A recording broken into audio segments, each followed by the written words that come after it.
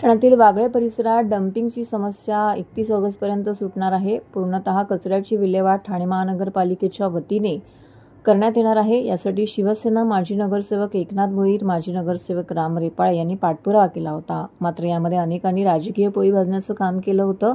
यावर आम्ही कोणत्याही राजकीय श्रेयवाद न करता लोकांच्या समस्या सोडवण्याचं काम केलं आहे। तसेच रिक्षा चालक आणि युनियन संघटनेसाठी रिक्षा चालकांसाठी धर्मवीर आनंद दिघे कल्याणकारी मंडळ रिक्षा चालकांसाठी स्थापन केलं आहे।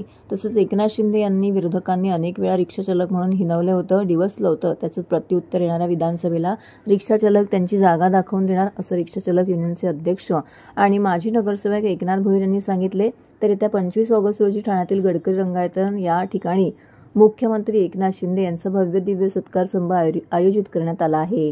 तर सर्व संघटनेच्या पदाधिकाऱ्यांनी बंधू भगिनींनी उपस्थित राहावं असं आवाहन देखील करण्यात आलेलं आहे। माननीय मुख्यमंत्री एकनाथ शिंदे साहेब हे गोरगरिबाचे अनाथांचे नाथ, त्यांनी या कल्याणकारी मंडळाची स्थापना केली। रिक्षा चालक मालक यांच्या कल्याणकारी मंडळाने त्याला विशेष करून गुरुवर्य धर्मवीर आनंद दिघे साहेबांचं नाव दिलं। त्यामुळे सर्व रिक्षा चालक मालक संयुक्त आम्ही त्यांचा सत्कार ठेवलेला आहे। एक युनियनसुद्धा त्याच्यामध्ये उतरलेले आहे। संयुक्त त्यांनी एक युनियनचा एक करून आणि त्या ठिकाणी ठाणे शहरातील एकोपा दाखवून त्यांनी सुद्धा एकत्र येऊन हा सत्काराचा कार्यक्रम आयोजित केला। मी खरं तर त्यांना सुद्धा धन्यवाद देतो, कारण सर्वच युनियन एकत्र येणं हे शक्य नसतात, पण माननीय मुख्यमंत्र्यांचा सत्कार आहे, त्यांनी आमच्यासाठी काहीतरी केलेलं आहे म्हणून ह्या सर्व युनियन एकत्र आल्या आणि त्यांच्या सत्कारामध्ये ते सहभागी झाले। शहरातील ठाणे शहर रिक्षा संयुक्त कृती समिती याच्यामध्ये सर्व पक्षीय युनियन कोणी असं नाही त्याच्यामध्ये की त्यामध्ये नाही। 20 युनियनच्या माध्यमातून माननीय मुख्यमंत्री एकनाथ शिंदे साहेब यांचा आपण सत्कार ठेवला आहे। आणि इतक्या वर्षाची जी प्रलंबित मागणी होती, अनेक वर्ष किती इतर पक्षाचे मुख्यमंत्री होऊन गेले, आमच्या सातत्याने त्या मागणी होती की या असंघटित कामगार वर्गाला एकत्र येण्याची संधी म्हणजे एक कल्याणकारी मंडळ स्थापन करून होऊ शकते।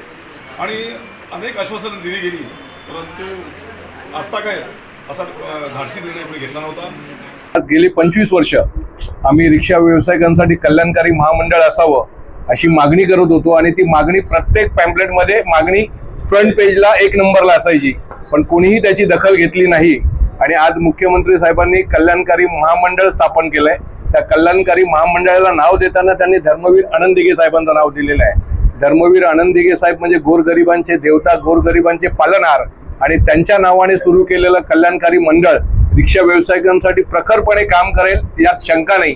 दुसरी गोष्ट म्हणजे जो आम्हाला 50 रुपयाचा जो दंड होता, 50 रुपयाचा दंड आम्ही एक मुख्यमंत्री साहेबांकडे निवेदन सन्माननीय एकनाथजी भोईर साहेबांनी दिलं आणि पुढच्या 8 दिवसामध्ये ते डिसिजन झालं आणि 50 रुपयाचा दंड माफ झाला। 50 रुपये वाटायला 50 रुपये वाटतात, पण ज्या आमचे रिक्षा व्यावसायिक आहेत त्यांचं कोरोना काळामध्ये किंवा ज्यांच्या बँकेने गाड्या खेचून नेल्यात 4-4 वर्ष त्यांचं पासिंग नव्हतं, अशा रिक्षा व्यावसायिकांना 80-80 हजार रुपये दंड होता। आणि याच्यामध्ये फक्त रिक्षावाल्यांचंच भलं झालेलं नाहीये, तर त्याच्यामध्ये truck, tempo, buses, goods vehicle, टॅक्सीवाले असे असंख्य वाहन चालकांना एक दिलासा मिळालाय।